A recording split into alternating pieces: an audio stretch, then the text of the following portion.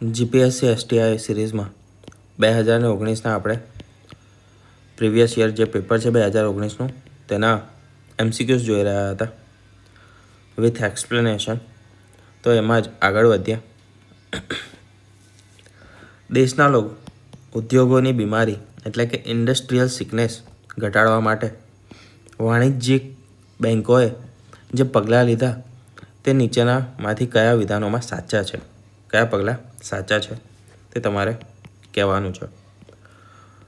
તો પહેલું વિધાન છે, આવા એકમો વર્કિંગ કેપિટલની ઘટને પહોંચી વળવા માટે તેઓ વધારાની વર્કિંગ કેપિટલની સગવડો આપે છે. બીજું છે, તેઓ ઘટાડેલા દરે વ્યાજ વસૂલે છે. ત્રીજું છે, તેઓ વ્યાજની ચૂકવણી માટે યોગ્ય મોકૂફી એટલે કે મોરેટોરિયમ આપે છે. અને ચોથું છે, તેઓ ખાતામાંની બાકી લેણી રકમના અમુક ભાગ જે છે તે સ્થગિત કરી દે છે. 1 અને 2 ફક્ત 1 અને 3 ફક્ત 2 અને 3 ફક્ત 1, 2 અને 3 કે પછી આપેલા તમામ બધા સાચા છે. તો આન્સર આવશે બધા જ સાચા છે. જ્યારે કોઈ ઉદ્યોગ બીમાર એટલે કે સિક યુનિટ બીમાર પડે, તેની સ્થિતિ સારી ના હોય, બીમાર એટલે એવી રીતે નહીં કે જે રીતે માણસ બીમાર પડે એ રીતે નહીં, પરંતુ એની સ્થિતિ સારી ના હોય ત્યારે તેને પુનઃજીવિત કરવા માટે એટલે કે તેના રિહેબિલિટેશન માટે બેન્કો આરબીઆઈની જે માર્ગદર્શિકા છે તેના મુજબ અમુક રાહતો આપે છે. અને તેના પગલાંમાં વાત કરીએ તો ધંધો ચાલુ રાખવા માટે, એ ઉદ્યોગને ચાલુ રાખવા માટે વધારાની કાર્યશીલ મૂડી એટલે કે વર્કિંગ કેપિટલ આપે છે. વ્યાજ દરમાં રાહત આપે છે એટલે કે જે પણ ઇન્ટરેસ્ટ રેટ છે તેમાં ડિસ્કાઉન્ટ આપે છે, કન્સેશન આપે છે. વ્યાજ દર ઓછો કરે છે. વ્યાજ કે પછી મુદ્દલ ચૂકવવા માટે થોડો વધારે સમય આપે છે, તેનો સમય વધારી દે. જૂની લોનનું પુનર્ગઠન એટલે કે રિસ્ટ્રક્ચરિંગ કરે અને અમુક રકમ સ્થગિત પણ કરવામાં આવે છે. તો આટલા મુખ્ય મુદ્દાઓ છે જે આરબીઆઈની ગાઈડલાઇન્સના આધારે છે. ગુજરાત સરકાર દ્વારા રોજગારીની વધારાની તકો ઊભી કરવા માટે કરાયેલી જે પહેલ છે તેના બાબતે નીચે વિધાનો આપ્યા છે અને કયા સાચા છે તે જણાવવાનું છે. ખેડૂતોને સબસિડીની લોન પૂરી પાડવા માટે શ્રી વાજપેયી બેન્કેબલ યોજના અમલમાં મૂકવામાં આવી છે.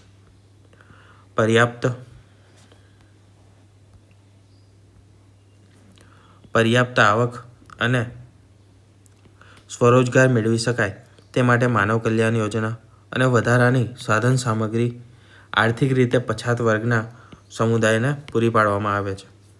એ અને બી બંને કે પછી કોઈ પણ નહીં. તો વાત કરીએ, માત્ર બી વિધાન જે છે તે સાચું છે, કારણ કે જે શ્રી વાજપેયી બેન્કેબલ યોજના જે છે તે ખેડૂતો માટે છે જ નહીં. તે બેરોજગાર યુવાનો માટે છે, જે લોકો પાસે અનએમ્પ્લોયડ યુથ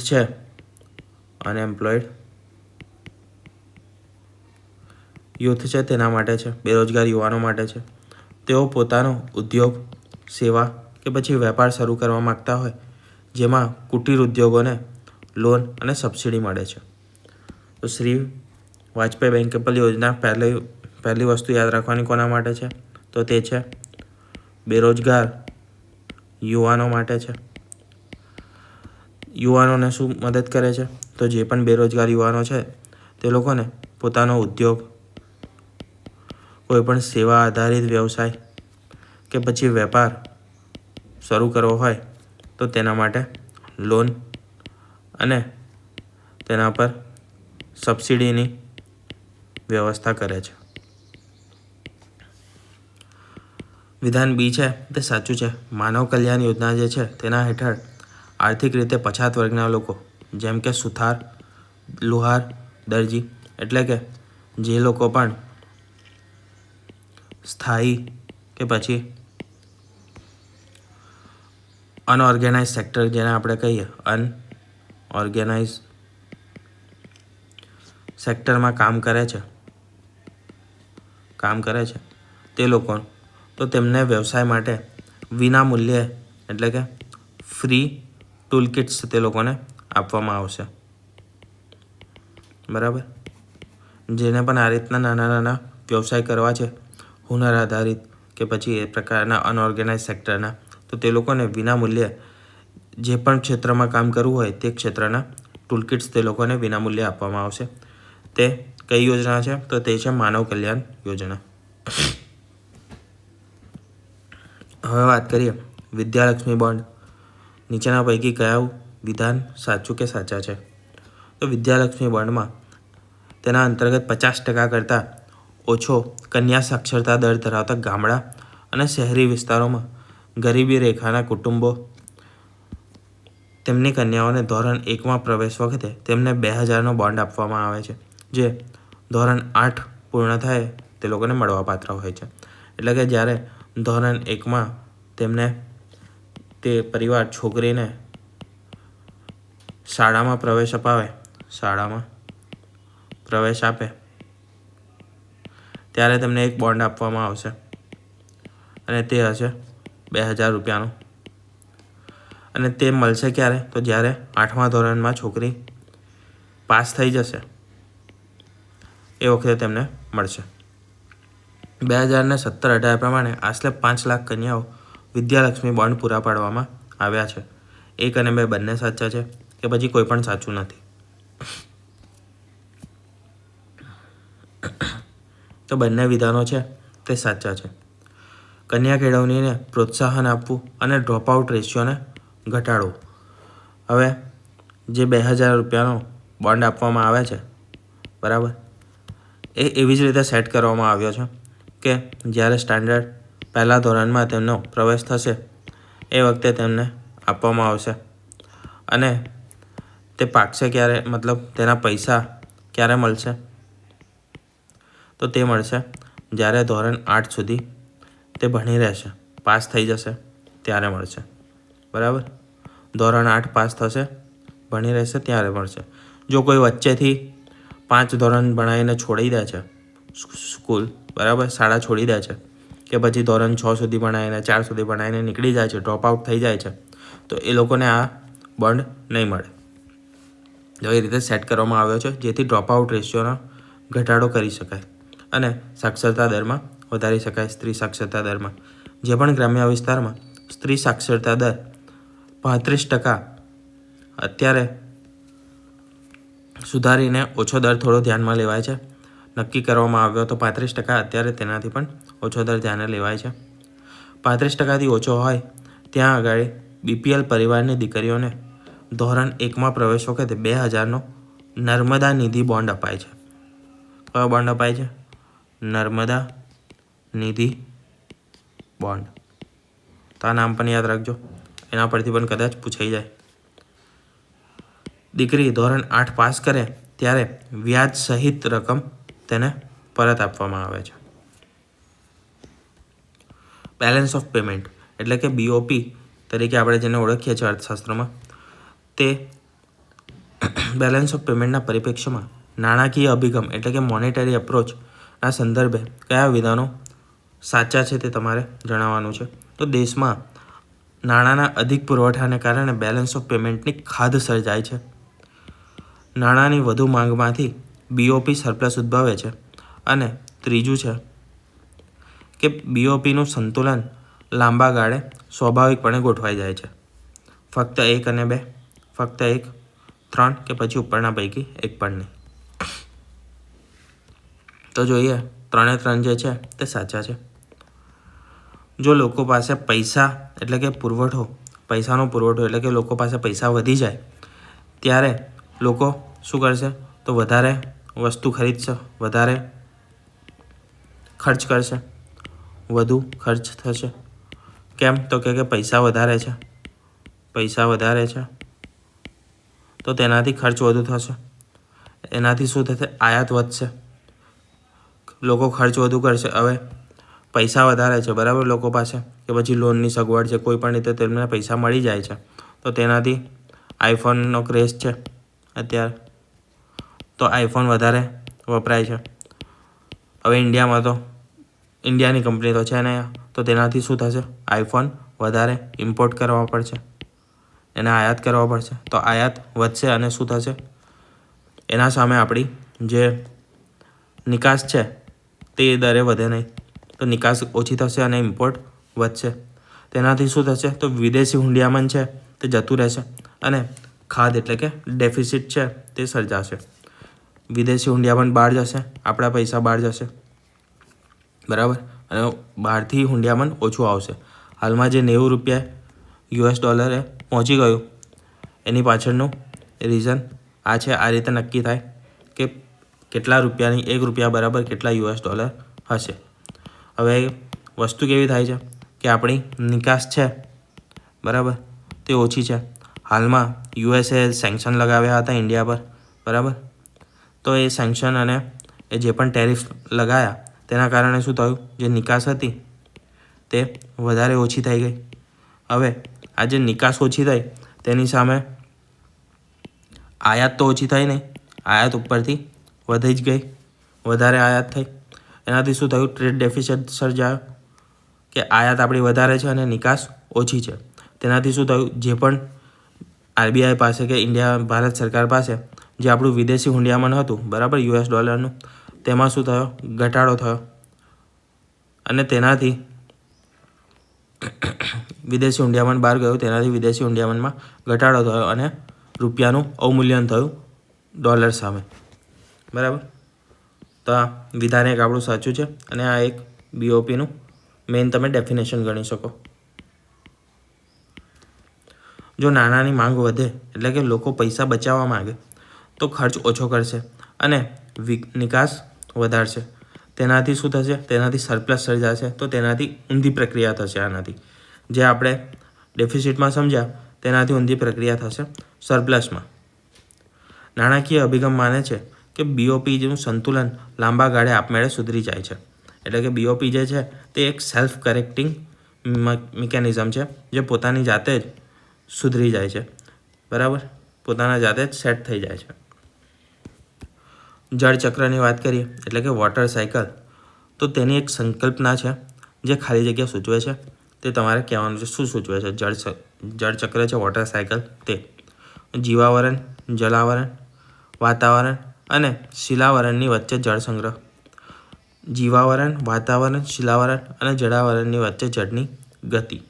1 અને 2 બંને કે પછી A અને B પૈકી કોઈ પણ નહીં? તો જવાબ આવશે બંને વસ્તુ, બરાબર. જળચક્ર એટલે પૃથ્વીનું પાણી પર સતત ભ્રમણ. હવે પાણી છે, બરાબર, સમુદ્ર છે, રિવર છે, તળાવ છે, આ તમામ વસ્તુઓ ભેગી થઈ ત્યાં આગળ પાણી છે, બરાબર. ઉપરાંત જમીનમાં ભેજ સ્વરૂપે પણ છે, હવામાં બાષ્પ સ્વરૂપે છે, સૂર્યથી આજે જમીનનું પાણી છે, જમીનનો ભેજ છે, દરિયા અને નદીનું પાણી, તે શું થયું? બાષ્પ બન્યું, હવામાં ગયું, તેનાથી વાદળો બંધાયા, બરાબર. વાદળો બંધાયા શું થયું? વરસાદ થયો પાછો. આ જ પાણી પાછું જમીન પર અને આ બધી જગ્યાએ સ્ટોર થયું. ઉપરાંત જે પણ જીવ છે, બરાબર, જીવસૃષ્ટિ, તે પણ પાણીનો ઉપયોગ કરે છે. મનુષ્યના શરીરમાં પણ પાણી છે, બરાબર. પ્રાણીઓ, વૃક્ષો, તમામ જીવાવરણ પણ પાણીનો સંગ્રહ કરી રાખેલો છે, તે પાણીનો ઉપયોગ કરે છે, તો તેનામાં પણ પાણી છે, બરાબર. તો આ જે આખું જે ચક્ર છે જે ગોલ ગોલ ફર્યા કરે છે, બરાબર, તો તેને આપણે વોટર ચક્ર એટલે કે વોટર સાયકલ, જળચક્ર તરીકે ઓળખીએ છીએ. તેમાં પાણીનો સંગ્રહ એ સાગર, સરોવર અને ભૂગર્ભ જળ સ્વરૂપે થાય છે. પાણીની ગતિ એ બાષ્પીભવન, વરસાદ અને નદીઓના પ્રવાહ એ બંનેનો સમાવેશ થાય છે. અને આ જે પાણી છે તે વાતાવરણ, હવામાં બાષ્પ સ્વરૂપે આપણે કીધું વાતાવરણ આવી ગયું, મૃદાવરણ જમીનમાં ભેજ સ્વરૂપે છે, તથા જલાવરણ એટલે કે આ જે બધી વોટર બોડીઝ છે તે નદી છે, તળાવ છે, સરોવર છે, સમુદ્ર છે, બધું જ, તો તે વચ્ચે સતત ચાલ્યા કરે છે. તેને આપણે જળચક્ર એટલે કે વોટર સાયકલ કહીએ છીએ. નીચેના પૈકી કયા દેશની લોખંડ અને પોલાદની કંપનીઓ કાચા માલની આયાત પર સંપૂર્ણપણે નિર્ભર છે? બ્રિટન, જાપાન, પોલેન્ડ કે પછી જર્મની? તો આન્સર આવશે જાપાન. જાપાન ઔદ્યોગિક રીતે ખૂબ જ વિકસિત છે, પરંતુ ત્યાં આગળ લોખંડ એટલે કે આયર્ન ઓર જેને કહીએ આપણે તે અને કોલસા જેવી કુદરતી સંપત્તિનો અભાવ છે. જાપાનનો સ્ટીલ ઉદ્યોગ એ સંપૂર્ણપણે ભારત, જેમ કે બેલાડીલાની જે ખાણો છે ત્યાંથી ભારત સૌથી વધારે લોખંડ કાઢે છે, આયર્ન ઓર કાઢે છે અને જાપાનને એક્સપોર્ટ કરે છે. ઉપરાંત ઓસ્ટ્રેલિયા અને બ્રાઝિલ જેવા દેશોમાંથી કાચા માલની આયાત પર જાપાન નિર્ભર છે. કયા દેશનો સાગર તટ એટલે કે કોસ્ટલાઇન જે છે તે સૌથી લાંબી છે? યુએસએ, ઓસ્ટ્રેલિયા, કેનેડા કે પછી ભારત? તો જવાબ આવશે સી, કેનેડા. કેનેડા વિશ્વમાં સૌથી લાંબો દરિયા કિનારો ધરાવતો દેશ છે અને તેની લંબાઈ છે 2,02,080 કિલોમીટર જેટલી. ભારતની કેટલી છે? તો ભારતની ટોટલ મળીને 7500 જેટલી છે, 7500 કિલોમીટર. આના નવા ડેટા પ્રમાણે આશરે 11,000ની આસપાસ આપણે નવી ગણતરી પ્રમાણે થઈ છે. નીચેના પૈકી કઈ નદી અરબી સમુદ્રમાં ભળતી નથી, અરબી સમુદ્રમાં પોતાનું પાણી ઠાલવતી નથી? તુંગભદ્રા, સાબરમતી, મંડોવરી કે પછી નર્મદા? તો જવાબ આવશે તુંગભદ્રા. તુંગભદ્રા નદી એ પૂર્વ તરફ વહેતી નદી છે, તો તે બંગાળની ખાડીમાં પોતાનું જળ નાખશે, એટલે કે બંગાળની ખાડીને મળશે. તુંગભદ્રા આ નદી કૃષ્ણા નદીની મુખ્ય સહાયક નદી છે અને કૃષ્ણા નદી પૂર્વ તરફ વહીને બંગાળની ખાડીને મળે છે. તેથી તુંગભદ્રાનું પાણી બંગાળની ખાડીમાં જાય છે, અરબી સમુદ્રમાં નહીં. અરબી સમુદ્રમાં મળતી નદીઓ નર્મદા છે, તાપી, સાબરમતી, મહી, મંડોવરી. મંડોવરી એ ગોવા પાસે આવેલી છે, ગોવામાં આવેલી છે, ગોવાની મુખ્ય નદી ગણી શકો.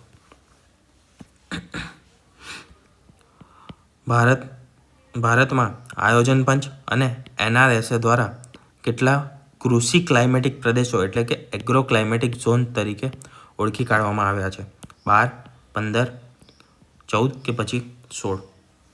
તો ટોટલ 15 ઝોન છે જેને એગ્રો ક્લાઇમેટિક ઝોન તરીકે ઓળખવામાં આવ્યા છે. આયોજન પંચે એટલે કે પ્લાનિંગ કમિશને 1979માં ભારતના ભૌગોલિક જે પણ વિશેષતાઓ છે અને તેની આબોહવા જે પણ ફેરફાર થાય અલગ અલગ પ્રદેશ પ્રમાણે જે આબોહવા છે તેના આધારે ટોટલ 15 જેટલા કૃષિ આબોહવાકીય પ્રદેશોમાં ભારતને વહેંચી દીધું હતું. અને ગુજરાત જે છે તે ઝોન 13માં તેનો સમાવેશ થાય છે. ઝોન 13માં કોણ છે? ગુજરાત છે. ગુજરાતના મેદાનો અને ટેકરીઓ એનો ઝોન 13માં સમાવેશ થાય છે. તો આ યાદ રાખજો. કેટલા ઝોને 2019માં પૂછ્યું હતું, તો આ વખતે આવો ક્વેશ્ચન પણ કદાચ બની શકે કે 13 ઝોનમાં ગુજરાતનો સમાવેશ કયા ઝોનમાં થાય છે એગ્રો ક્લાઇમેટિક ઝોન્સ અંતર્ગત. અને તે ક્યારે આવ્યું હતું? તો 1979માં આવ્યો હતો.